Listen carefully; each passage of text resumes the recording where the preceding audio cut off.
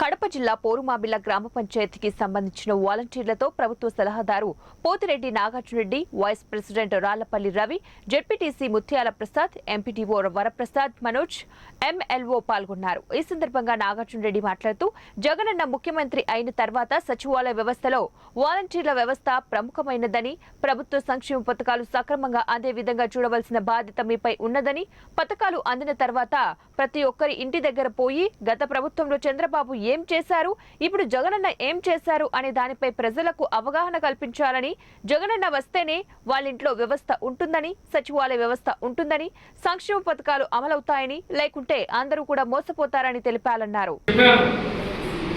ఎందుకంటే ఈ Panchayati Raj rural development దాంట్లో ఒక ప్రభుత్వ సలహాదారునిగా, సీఎం అడ్వైజర్గా ఈ రోజు నేను ఈ స్థాయిలో నేను ఉన్నానంటే జగనన్న ఇచ్చినటువంటి ఈ పదవిని నేను సద్వినియోగం చేయాలి, ప్రజల్లోకి తీసుకుపోవాలి. అందుకే ఇంతవరకు 18 జిల్లాల్లో నా పర్యటన జరిగింది. ఇప్పుడు ఎక్కువగా నా సొంత నియోజకవర్గంలో నేను ఇక్కడ ఎమ్మెల్యేని గెలిపించుకునేదానికి, నా శక్తి మధ్య లేకుండా కృషి చేసేదానికి ఇప్పుడు ఈ రోజు నుంచే మొదలు పెట్టాను.